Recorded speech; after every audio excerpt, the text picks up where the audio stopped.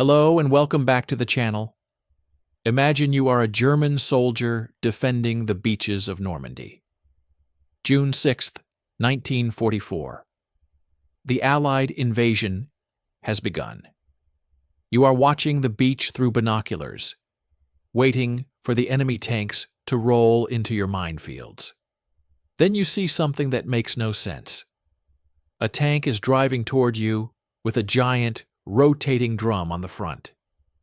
Attached to that drum are dozens of heavy chains.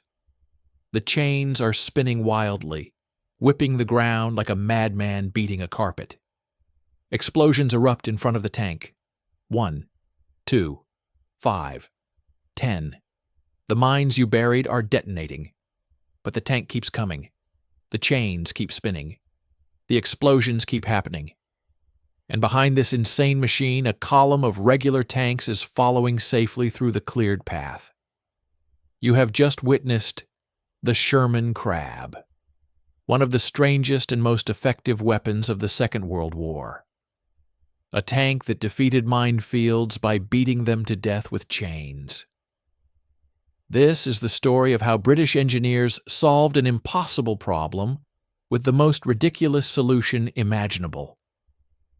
Minefields were a nightmare for attacking armies.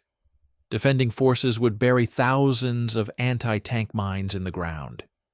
Each mine contained enough explosive to destroy a tank or blow the tracks off, leaving it immobilized and vulnerable. The mines were invisible, buried just below the surface. You could not see them until it was too late.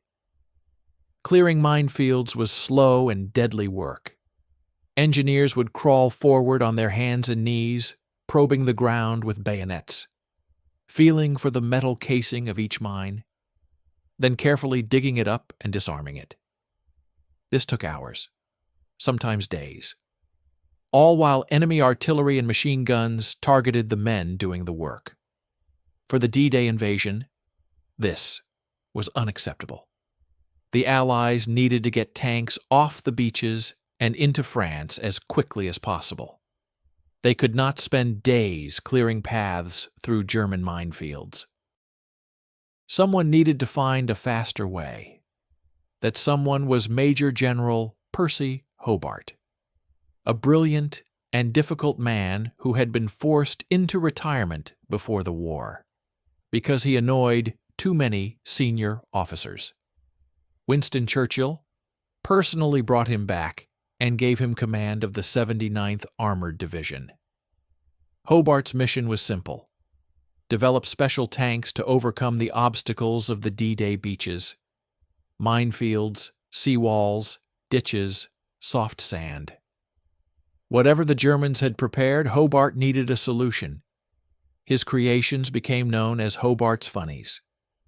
And they were exactly as strange as that name suggests.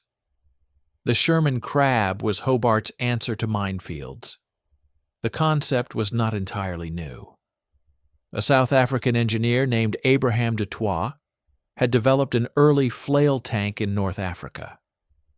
But Hobart's team refined and improved the design until it actually worked reliably. The idea was brutal in its simplicity. Attach a large rotating drum to the front of a tank. Hang heavy chains from that drum.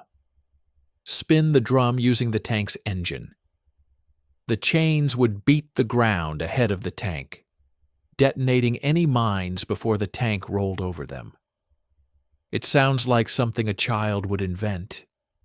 Hit the ground until the bombs explode. But the physics were sound. Anti-tank mines detonate under pressure, usually around 100 to 300 kilograms of force. A heavy chain whipping the ground at high speed generates more than enough impact to trigger the pressure plate. The chains would take damage from the explosions. Links would break. But there were 43 chains on the drum. Losing a few did not matter. The tank could clear an entire minefield and still have most of its chains intact. The base vehicle was the American Sherman tank. Reliable, available in large numbers. The British modified it by adding a frame extending forward from the hull. This frame supported the rotating drum. The drum was powered by a drive shaft connected to the tank's engine. The driver could engage or disengage the flail as needed. When approaching a minefield, he would start the drum spinning. The chains would extend outward from centrifugal force and begin beating the ground. The tank would then advance slowly, about 1.5 miles per hour. The chains would clear a path roughly 3 meters wide enough for other vehicles to follow. The noise was extraordinary. The chains hitting the ground, the mines exploding, the drum roaring, dust and debris flying everywhere. Crew members described it as being inside a thunderstorm made of metal. The tank retained its main gun and could still fight. If enemy infantry or anti-tank guns threatened the Crab, the crew could engage them while continuing to clear mines. This was a combat vehicle, not just an engineering tool. Training began in early 1944. Crews learned to operate the flail in all conditions, day and night, wet ground and dry. They practiced creating paths through simulated minefields and marking the cleared routes for following vehicles. The crews developed techniques for maximum efficiency. They learned the optimal speed. Too fast and mines would be missed. Too slow and the operation took too long. They learned to overlap their paths slightly to ensure complete clearance. By June 1944, the 79th Armored Division was ready.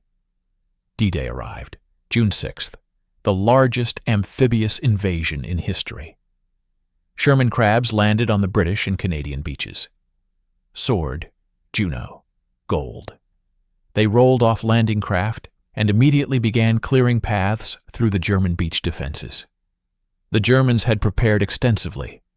Thousands of mines buried in the sand, anti-tank obstacles, concrete fortifications. They expected the invasion to stall on the beaches while defenders picked off immobilized vehicles. The Crabs changed everything. Within minutes of landing, flail tanks were beating paths through the minefields. The sound of chains and explosions filled the air.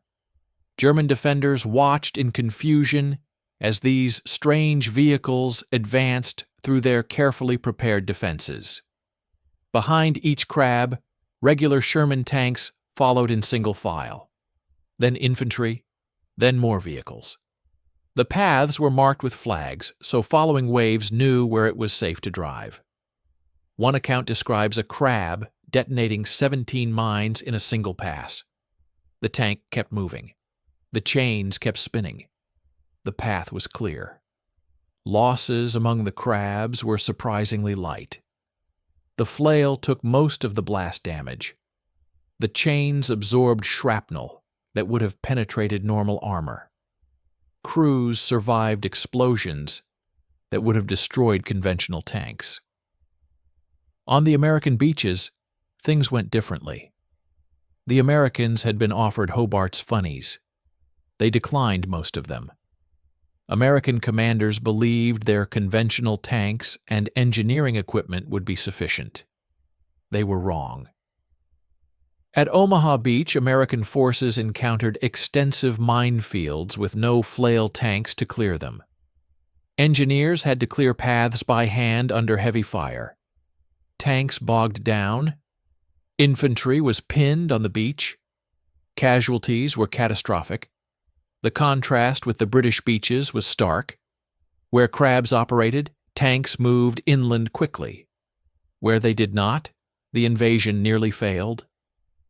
After D-Day, Sherman Crabs continued serving throughout the campaign in northwest Europe. They cleared paths through minefields in France, Belgium, Holland, and Germany. Wherever the advance encountered mines, the Crabs went to work. The crews became experts at their unusual role. They developed pride in their strange vehicles. They knew that every path they cleared saved lives. Every minefield they defeated meant infantry could advance without being blown apart. By the end of the war, flail tanks had proven their value beyond any doubt. The ridiculous concept of beating minefields with chains had worked exactly as Hobart envisioned. The Sherman Crab did not survive long after the war. Better mine-clearing technologies emerged. But the principle of the flail tank continued. Modern combat engineering vehicles still use similar concepts, and the lesson of the Crab endured. Sometimes the best solution to a problem is the one that looks completely insane. Sometimes you need to beat the ground with chains until the bombs explode. That is British engineering. Find a problem. Devise an absurd solution. Make it work through sheer bloody-minded determination. The Germans built sophisticated weapons, precision engineering, elegant designs. The British strapped chains to a tank and called it a crab, and the crab won. Thank you for watching. If you enjoyed this, please subscribe. We have many more of Hobart's funnies to explore. Take care, and I will see you in the next one.